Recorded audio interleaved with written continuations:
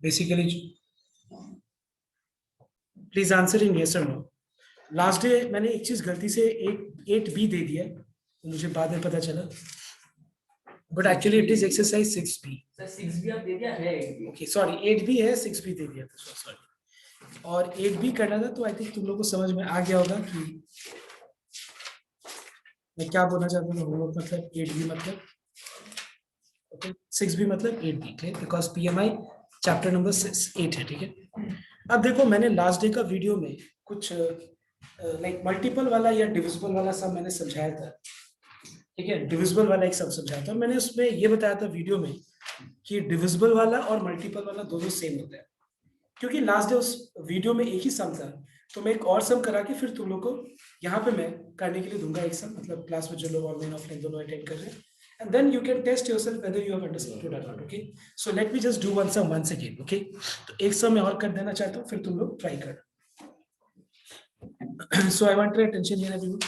Don't I mean solve वाला है, जब मैं अभी बोर्ड पे समझा रहा हूँ तब, ठीक है। सबको एक बार बोर्ड पे ध्यान से देखना। So the question is,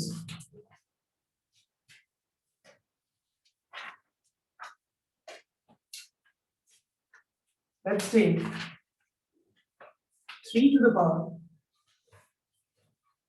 2n plus 2 minus 8n minus 9, and we have to show that this particular expression is divisible by 64 for n belongs to natural number. Okay, so last day क्योंकि एक ही सम कराया गया था इसके ऊपर, और ये मुझे लगता है एग्जाम के लिए काफी इंपॉर्टेंट टॉपिक ही है। वैसे तो इसमें 3 तरह का सम है, जो हम लोगों ने एक सम डे 1 किया था, डे 2 वीडियो शेयर किया था जिसमें मैंने इस टाइप का एक सम खाली कराया था, तो एक बार फिर से हम रिपीट करते हैं। तो सबको का जो अटेंशन है वो बोर्ड पे होना चाहिए, ठीक है ना। और पहले मैं पूरा कंप्लीट कर लूं, फिर तुम लोग अपना अपना डाउट पूछना। सो देखना एक बार, ये एक्सप्रेशन है, ये एक्सप्रेशन किस वेरिएबल पे डिपेंडेंट है? n। और n का यहां पे डेफिनेशन क्या है?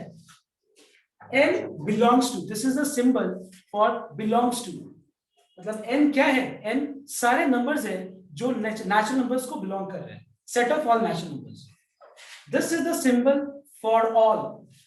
ये सिंबल क्या है? For all. ये मैंने फर्स्ट डे भी बताया था, ये सिंबल फर्स्ट डे इंट्रोड्यूस किया गया था। और ये है बिलोंग्स टू का सिंबल, जो सेट्स में, दोनों ही सेट्स में यूज होता है, बिलोंग्स टू। और हमको प्रूफ करना है कि क्या ये एक्सप्रेशन 64 से डिविजिबल है या नहीं।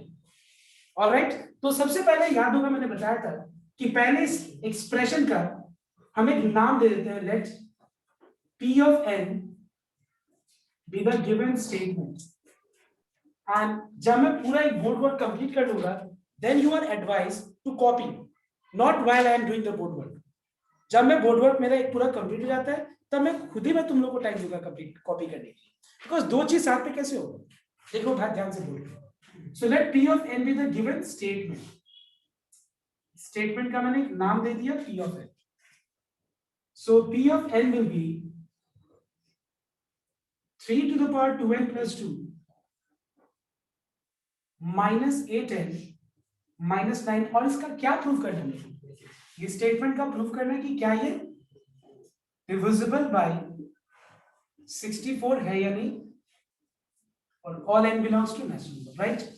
तो यहां पे हम स्टार्ट करेंगे सबसे पहले बेसिक स्टेप से। तो बेसिक स्टेप में जैसे तुम लोगों ने इक्वेशन वाले में देखा होगा तुम लोग कि हम लोग लेफ्ट और राइट को क्या शो करते हैं, इक्वल है या नहीं। And for that I asked you all to take n equals to 1, n equals to 2, कुछ भी ले सकते हैं। बट अगर मान लो कुछ भी ले सकते हैं तो हम लोग हमेशा इजी हम लोग चीज चूज करेंगे ना। क्या? Let us take n equals to 1।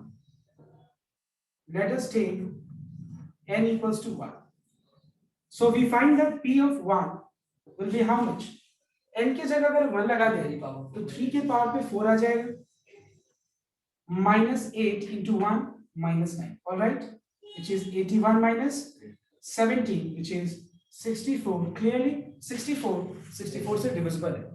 ठीक है, सो यहां लिखेंगे हम लोग इज क्लियरली डिविजिबल बाय 64। और याद रखना ये 64 से डिविजिबल दिख ही रहा है क्योंकि 64 का मल्टीपल है ना। मल्टीपल वाला क्वेश्चन आ जाए या डिविजिबल वाला क्वेश्चन आ जाए, logic is all exactly the same, कोई डिफरेंस नहीं है लॉजिक में। ठीक है, दोनों में लॉजिक एक ही यूज होगा। हो गया ये चीज। अब देखो इसका मतलब so for n equals to 1 is true. तो अगर ये ट्रू है तो अब हम आगे जा सकते हैं इंडक्शन स्टेप। इंडक्शन स्टेप में हम लोग को एक अजम्पशन देना पड़ेगा, ठीक है, कि वो ट्रू है। हम लोग को क्या अजम्पशन देना पड़ेगा? Let us assume that P of K be true। मतलब हमारा ये सिर्फ अजम्पशन है। ये अजम्पशन का मतलब ये हुआ कि वो अजम्पशन ट्रू भी हो सकता है, फॉल्स भी हो सकता है, बट ये चीज किस पर डिपेंड करता है? मैं स्टेटमेंट लिख रहा हूं उससे ज्यादा क्लियर होगा। ठीक है, किस पे डिपेंड करता है वो? देखो एक बार ध्यान से। Now we shall consider that P of K plus 1 is true whenever P of K is true. For this we have to prove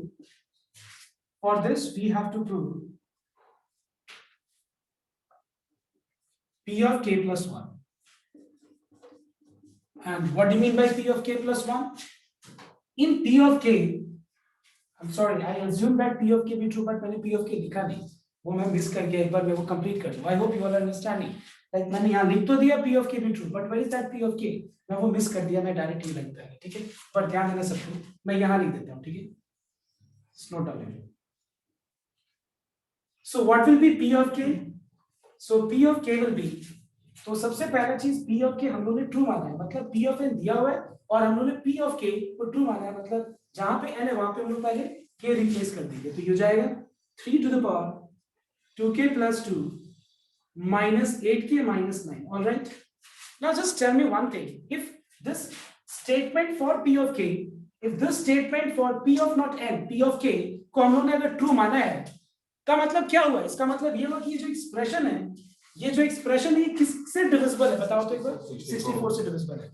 और 64 से डिविजिबिलिटी का मतलब क्या होता है? मतलब ये होता है कि इस एक्सप्रेशन का रिजल्ट हमेशा, मतलब k की जगह पे तुम कुछ भी लगा दो, लेकिन कुछ भी का मतलब क्या हुआ? कुछ भी मतलब नेचुरल नंबर होना चाहिए, बिकॉज n को हम लोग ने k से रिप्लेस किया है। कुछ भी का मतलब हम 2/3 तो नहीं लगा सकते, हम लोग क्या लगा सकते हैं? नेचुरल नंबर्स लगा सकते हैं। मतलब अगर हम n के k की जगह पे कोई भी नेचुरल नंबर्स लगा दे तो इसको सॉल्व करके इसका जो रिजल्ट आएगा वो 64 से डिविजिबल होगा।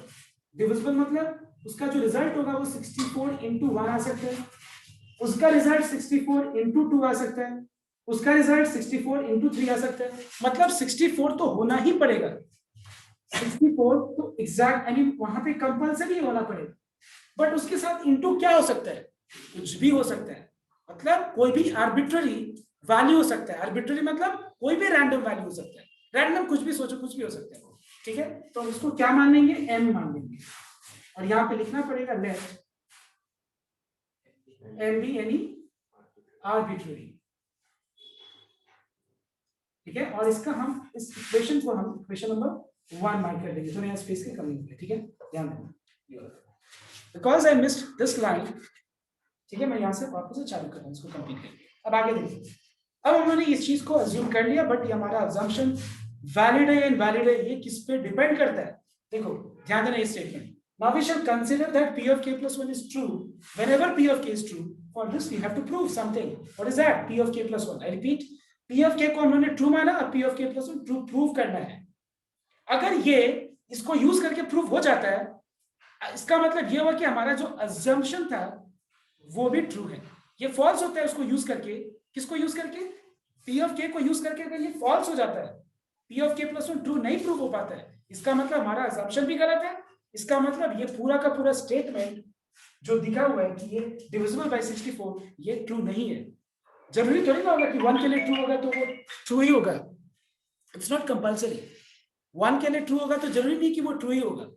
समझ में? तो बात 2 के लिए ट्रू होगा तो जरूरी नहीं कि वो ट्रू ही होगा.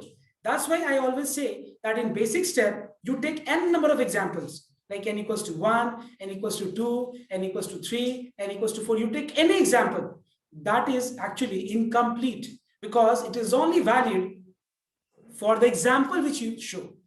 So it is only valid for n equals to 1. Now you might be saying that जब वो valid है उतना के लिए तो फिर हम उतना ही क्यों कर रहे हैं? क्योंकि अगर मान लो उतना, अगर ये उतना में ही अगर प्रूव नहीं होता तो फिर आगे बढ़ने का जरूरत क्या था? समझ में आया बात मेरा? अगर मान लो n इक्वल टू 1 में ही फॉल्स हो गया तो फिर हम ये आगे इंडक्शन स्टेप ये सब क्यों करते हैं? इसीलिए हमने क्या किया, अपना इनिशियल स्टेज में एक एग्जांपल ले लिया और आगे जो है हम इसको जनरलाइज कर रहे हैं कि ये आगे के लिए ट्रू नहीं है. I hope you are getting my point everyone. So अब हम p ऑफ k+1 पे हम आ रहे हैं. ठीक है, देखो तो p ऑफ k+1 में जहां पे k है वहां पे k+1 रिप्लेस कर दो. ऑलराइट, तो अगर हम रिप्लेस करें तो ये हो जाएगा 3 to the power twice bracket में k+1 plus 2. These bracket, I mean use of bracket is very important. Minus 8 times bracket में k+1. Alright everyone, you might be thinking that right side का क्या होगा? Right side कुछ नहीं होगा because हम लोग क्या कर रहे हैं, ये statement कैसा है? Expression है, equation नहीं है. फिर यहाँ पे कैसे इक्वल टू ले लिया? बिकॉज हम लोगों ने अज्यूम किया था कि ये एक्सप्रेशन डिविजिबल है, मतलब ट्रू है. ट्रू है मतलब ये डिविजिबल है 64 से. समझ में आया तो बात? अब हम इसको लेके आगे शो करने वाले हैं कि क्या ये भी 64 से डिविजिबल है या नहीं. कैसे होगा 64 से डिविजिबल? अगर हम ये दिखा देते हैं कि पूरा एक्सप्रेशन में 64 कॉमन है, हमारा काम खत्म है यूजिंग इक्वेशन नंबर 1. सो एक बार ध्यान रखना. अब हम इसके लिए क्या करेंगे, 2 को दोनों टर्म से मल्टीप्लाई कर देंगे.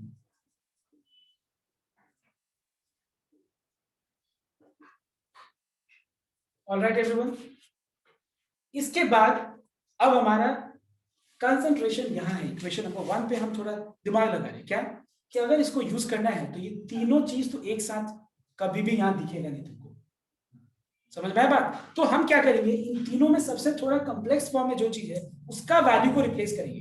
मुझे तुम लोग इतना बताओ, अगर सबको नहीं बोल पाएगा तो थोड़ा सा अपने आप में आंसर करो कि 3 टू द पावर 2k+2 का वैल्यू क्या होगा यहाँ पे, बताओ.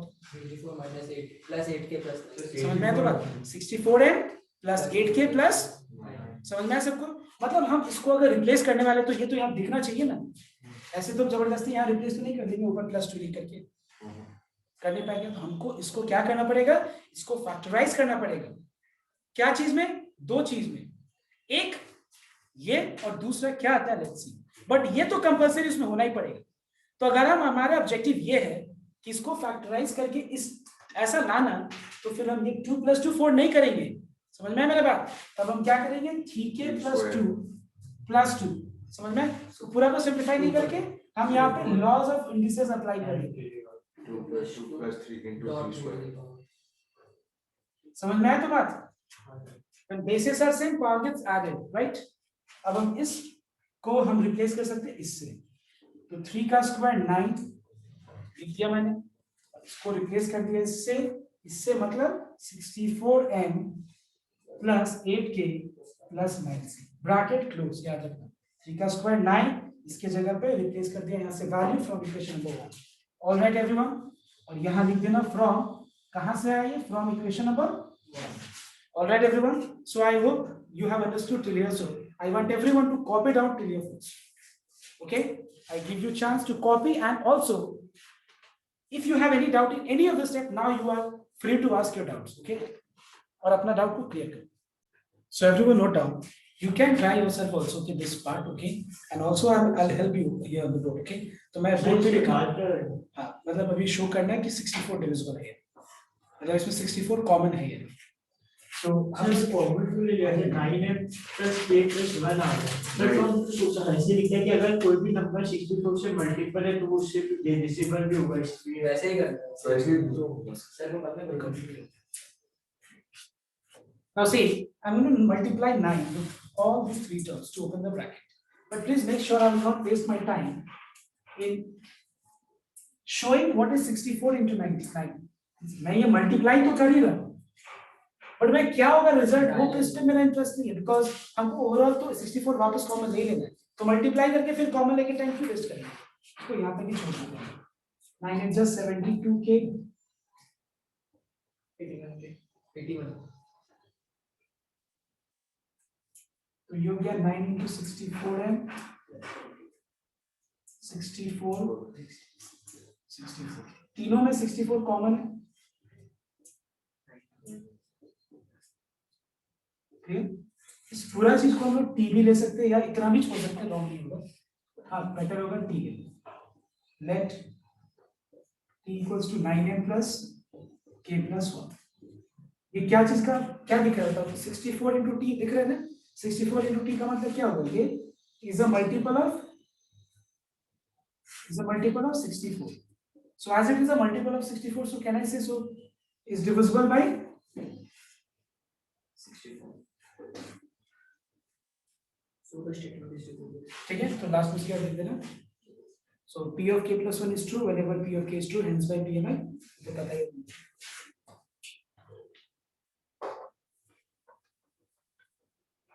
से क्या लिखना सर आपके, तो मुझे पहले लिखते थे वो लिखते हैं।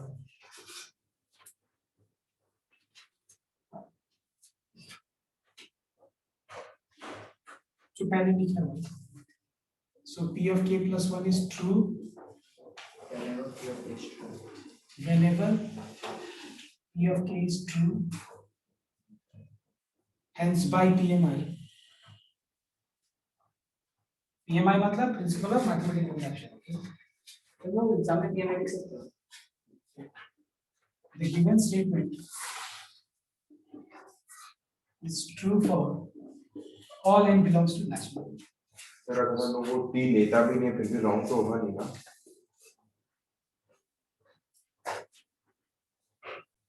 So this is question number 7।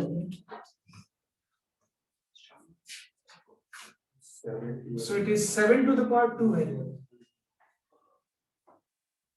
plus 2 to the power 3n minus 3 into 3 to the power n minus 1। और हम लोग शो करने की क्या ये डिविजिबल बाय 25 है, यानी for all n belongs to natural. एक चीज नोट करना है, बुक पे लोग क्या किए ना, ये वाली चीज को ब्रैकेट में रख दिया, तो जरूरत नहीं, बिकॉज ऑलरेडी ये प्रोडक्ट फॉर्म में जरूरत नहीं है, ऐसे लिख सकते हैं। ब्रैकेट में देने का बस रीजन ये है, पर्पस ये है कि वहां पे क्लियर हो जाए कि ये देखो ये और ये प्रोडक्ट फॉर्म है, तो कुछ नहीं, ठीक है। बिना ब्रैकेट के लिख सकते हो 2 डॉट लगा के। तो एक बार ये वाले सब को सॉल्व करो, मैं time. So see, I will start with directly induction step, right?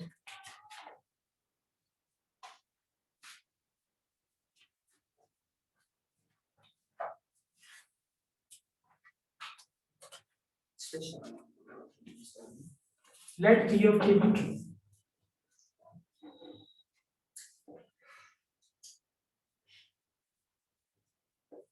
So P of k will be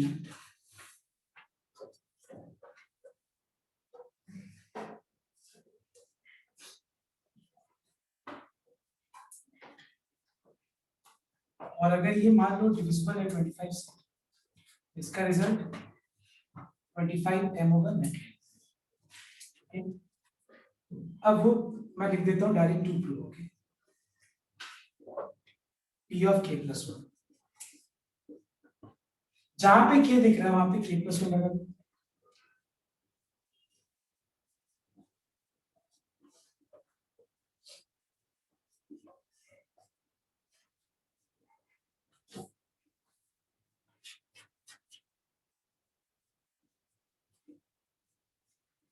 alright, मुझे ये रिप्लेस करना ज्यादा बेटर लग रहा है क्योंकि ये ज्यादा कॉम्प्लिकेटेड फॉर्म है। हाँ सर। इसको ये नहीं, बट अगर मान लो तुम लोग ये रिप्लेस करके भी किया है तो मैं वो भी बताऊंगा, बट पहले मैं इसको बता दूं।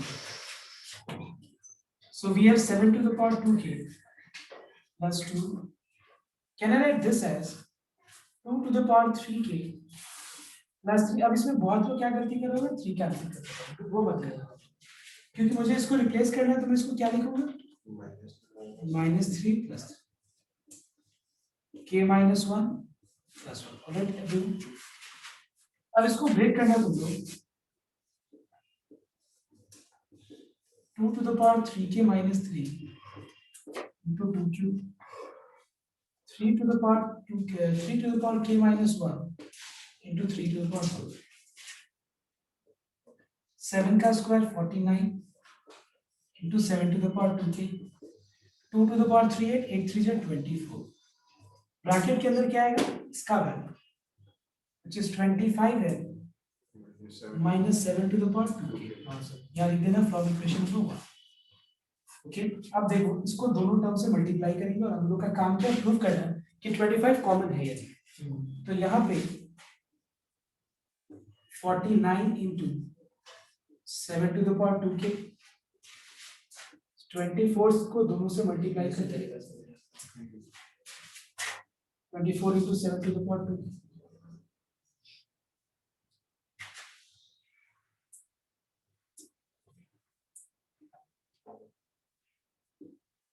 अब देखना ध्यान में नहीं बोला यहाँ पे 25 तो कॉमन दिख रहा है इसको और इसको सिंप्लीफाई कर लो ठीक है तो मैं एक और स्टेप नहीं लेके डायरेक्ट कॉमन ले लेना समझ में मैंने क्या बोला यहाँ पे 25 तो दिख ही रहा है कॉमन I mean यहाँ से कॉमन तो ले सकते हैं फर्स्ट एंड लास्ट टर्म को सिंप्लीफाई करते हैं तो फर्स्ट एंड लास्ट टर्म में कॉमन क्या है तो क्या बचेगा 49 minus 24 49 minus 24 is how much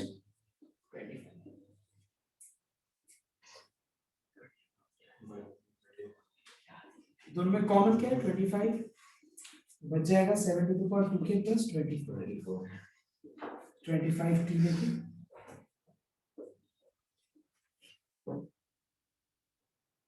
ठीक है और ये स्टेटमेंट समझ में आया तो एक बार कॉपी करने के बाद मैं एक बार सम नंबर 1 बताता हूँ ठीक है चलिए everyone listen here replacing this term you all do it at home. Listen here. Now I'll show you sum number 1 because I know that replacing 7 to the power 2 I think everyone will be able to do, right? So I'll show you sum number 1 थोड़ा वो different है. Sum number 1 और देखा मैंने कि exam में लगभग आ ही जाता है sum number 1. So everyone see sum number 1.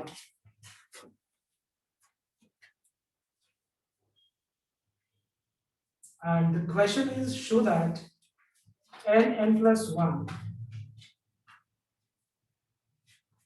n plus 5 is a multiple of 6 okay is a multiple of 6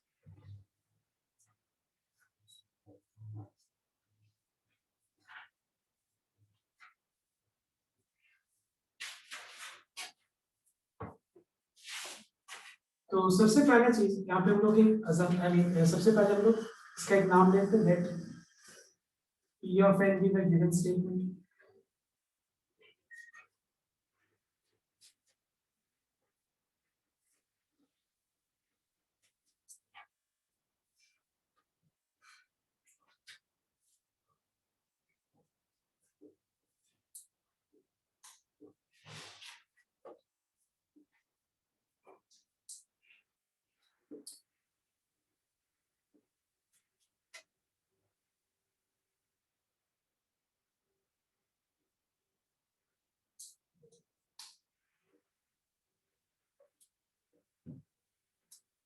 So I'm taking n equals to 1, so P of 1 will be 1 into 2 into 6, which is 12, and clearly 12 is a multiple of 6.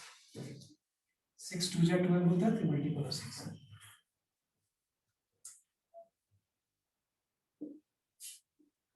So for n equals to 1 is true.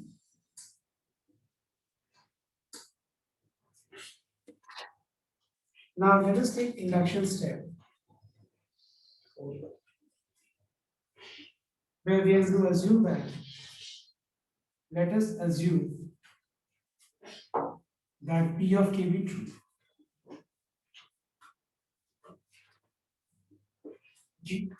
So P of k will be, तो हम लोग पहले n की जगह k replace कर देते हैं तो पहले हो जाएगा k plus 1 k plus 5, and as you know that 6m. yeah, multiple. सब बात तो एक ही हुआ ना। ये क्वेश्चन में मल्टीपल बोला तो मल्टीपल ही रखते हैं। सर टी फ्रैक्शन हो सकता है सर? टी फ्रैक्शन हो सकता है? पता है तुमने क्या किया? इसलिए just तुमने ये वाले एक्सप्रेशन को रिप्लेस कर दिया तो फ्रैक्शन में आ गया, वो नहीं हुआ। सर सर केवल सर आप कीजिए एक बार ध्यान देना, तो ये अगर मान लो ये ट्रू है, इसका मतलब इसका जो रिजल्ट है वो 6 का मल्टीपल है, तो 6m ले लेते हैं। इसके बाद हम लोग प्रूव करेंगे कि वो क्या है।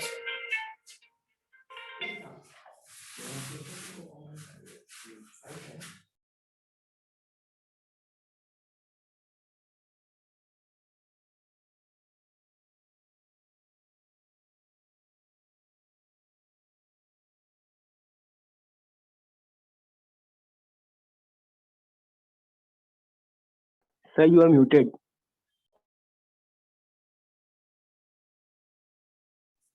Now once again I repeat because as I was muted था तो फिर से मैं रिपीट कर रहा हूँ। अब उसके बाद ये तो हो गया, ठीक है। अब हम लोग प्रूव करेंगे p of k plus 1 ना। Now we will prove p of k plus 1. p of k plus 1 मतलब जहाँ k है वहाँ पे हम लोग k plus 1 लगा देंगे। तो k plus 1 plus 1 will become k plus 2, k plus 1 plus 5 will become k plus 6. Now listen here, बहुत लोग क्या करेंगे, इसको यूज करने के लिए मैंने बोला, तो यहाँ पे डायरेक्ट क्या करेगा, k plus 1 का वैल्यू को रिप्लेस कर देगा 6m by k into k plus 5 से। But that is not a proper way. सुनना एक बार ध्यान से, इसमें क्या करना पड़ेगा, पहले इस पूरे एक्सप्रेशन को सिंप्लीफाई करो, मतलब मल्टीप्लाई करेंगे। मल्टीप्लाई करके क्या आता है देखो तो एक बार। यस, क्या आता है मल्टीप्लाई करके? वो तो सर हमने वैसे ही लिया था। क्या सर k plus 1 कॉमन ले लिया सर सेकंड? क्या इस तीनों में से? हां सर। तो k Common plus 6m by सर k plus 1 into 5 हो जाएगा। Just a minute, just a minute, you are saying that k plus 1 तीनों में कॉमन है ना? हां सर। तो k plus 1 कॉमन है से क्या बचेगा? तो k plus 1 into कुछ बच जाएगा सर। k plus 1 कॉमन में से यहाँ पे बच जाएगा into 5 सर into 5 हो गया sir. 1 into 1 into 1 into 2 into 5 1 into 1 into 5 हो। जस्ट अ मिनट एवरीवन, ये नहीं कर सकते सर क्यों? अब एक बार मैं पहले एक बार कंप्लीट कर लेता हूँ। पहले I want your attention here, I have understood your doubts, okay. पहले मैं एक बार जो सही है वो कराया था, फिर जो गलती तुम लोगों के दिमाग में जो है वो मैं क्लियर करता हूँ। ध्यान रखना, पहले इन तीनों को मल्टीप्लाई करो। तीनों को मल्टीप्लाई करने से क्या आ जाएगा, k cube plus 6k square plus 5k। Mark it as equation number 1। इसको सॉल्व ठीक है, ठीक है, बस इससे ज्यादा कुछ नहीं। अब ध्यान देना, इन तीनों को मल्टीप्लाई करो।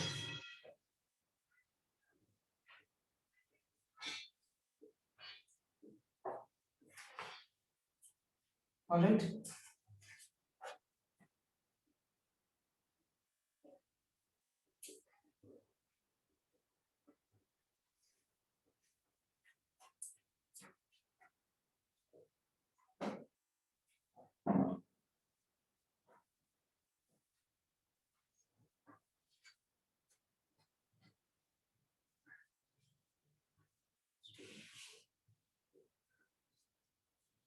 ठीक है, सेम है, मल्टीप्लाई करेंगे। देखो इसको रिप्लेस कैसे करेंगे, k क्यूब को रिप्लेस करो, ज्यादा बेटर। k क्यूब का वैल्यू क्या होगा, it will be 6m minus 6k square. पूरा को रिप्लेस नहीं कर सकता है। मतलब इस फॉर्म में इसको पहले ब्रेक करना पड़ेगा, जैसे कि k cube plus 6k square plus 5k plus 3k square plus, इस फॉर्म में एक ही बात होगा, तो इसीलिए हम ये लिख कर देते हैं 3 क्यूब का डायरेक्ट वैल्यू, जो कि है 6m minus 6k square minus 5k plus 9k square plus 20k plus 12। और यहाँ पे हम देख रहे हैं रिड्यूस हो क्या आ जाएगा, 3k square 15k plus 12। Alright, हम लोग को क्या प्रूव करना है, हम लोग को ये ना प्रूव करना है कि 6 का मल्टीपल है या नहीं, ठीक है ना? तो 6 का मल्टीपल है या नहीं, तो यहाँ तो 6 तो दिख रहा है ना कॉमन, सर वो 18k प्लस दिख रहा है ना? वो तो दिया। देखो यहाँ पे 6 कॉमन तो दिख रहा है, लेकिन क्या यहाँ पे 6 कहीं common? I think I made some mistake. Sir वो 9k square minus 6k square कितना होता है 3k स्क्वायर, अदरवाइज ये तो हो ही जाता है, अदरवाइज ये क्या हो जाता है 18 और तीनों में से हम लोग 6 कॉमन ले पाते हैं, बट ये ऐसा है नहीं। हाँ एक चीज क्लियर है कि यहाँ से 6 कॉमन दिख रहे हैं, बट ये तीनों टर्म्स में 6 कॉमन नहीं है, इसमें ही कुछ करना पड़ेगा हम लोग को, देखना एक बार ध्यान से। पहले हम लोग क्या करेंगे, इन तीनों में से पहले 3 कॉमन लेके फैक्टराइज करेंगे।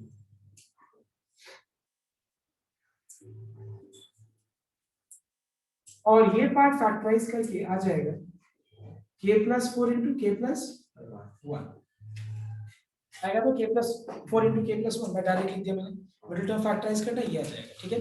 अब देखो आगे, लेकिन अब तो यहाँ से और क्लियर नहीं हो रहा है कि ये क्या ये 6 का, इसमें से 6 कॉमन है या नहीं, तो ध्यान से देखो। एक बात बताओ, what does k belongs to, tell me what does k belongs to natural number.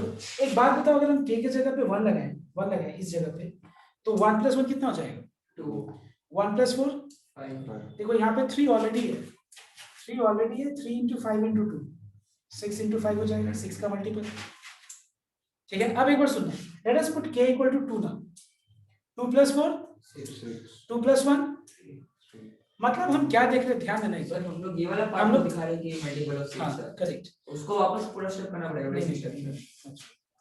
हम लोग ये चीज को बस एक बार देख लेंगे, तो ध्यान देना एक बार, हमेशा हम लोग क्या देख रहे हैं कि यहाँ पे k की जगह पे 1 लगाने से एक ऑड आ रहा है एक इवन, मतलब k की जगह पे कोई भी नेचुरल नंबर लगाओ, एक ऑड और दूसरा इवन हमेशा ही आएगा, चेक कर लेना, क्योंकि +1 है और यहाँ पे +4 है। पता है ना कि अगर हम ऑड नंबर में ऑड ऐड करेंगे, ऑड नंबर में ऑड ऐड करेंगे तो आंसर क्या होगा इवन, और इवन नंबर में इवन ऐड करेंगे तो रिजल्ट क्या होगा, समझ में आया बात। तो मैं क्या बोल रहा हूँ देखना एक बार, एक जगह k + 4 है, दूसरा जगह k + 1 है, तो बात को थोड़ा समझो, यहाँ पे हम लोग को थोड़ा, इसीलिए मैंने ये सम लास्ट में कराया, बिकॉज ये सम काफी इंपॉर्टेंट एग्जाम के लिए। इसलिए वंस अगेन ये k + 4 है, k + 1 है, what does k belongs to natural number, natural number plus I mean odd number plus 1, odd number plus odd number is always what even, check कर लो, कोई भी ऑड नंबर लेके check कर लो, 13 + 3 16, 13 + 17 12 कितना हुआ 30, क्या इवन है। सो हम देख रहे हैं कि odd plus odd is always even, clear है not, and even plus even तो इवन ही होगा, तो 4 इवन है और k अगर इवन होगा तो इवन ही होगा, अगर मान लो k ऑड होगा तो ऑड प्लस ऑड क्या होगा इवन ही होगा। और हमको पता है कि यहाँ पे अगर 3 है तो इवन का डेफिनेशन क्या होता है बता सकते हो तुम लोग, any number which is a multiple of 2 is even, any number which is a multiple of 2 is even or not। तो क्या मैं बोल सकता हूँ कि अगर हम 3 को इवन नंबर में मल्टीप्लाई करें तो रिजल्ट क्या होगा 6 into something, तो क्या मैं इस पूरा को ले सकता हूँ 6t,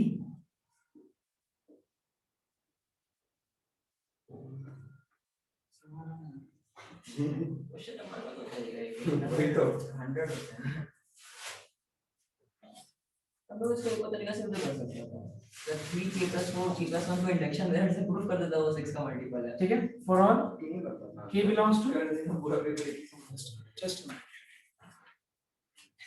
ना, इन दोनों में से हम लोग 6 कॉमन ले सकते हैं, तो क्या बच जाएगा m + t, ये 6 का मल्टीपल है, so is divisible by, I mean ये तो प्रूव करना है मल्टीपल, समझ में ये तो एलिमिनेट हो गया पूरा से, वही तो तो ये रॉन्ग मत कीजिएगा, छाप लेगा तो वाला मेरा। So everyone note down, I'm ending today's class.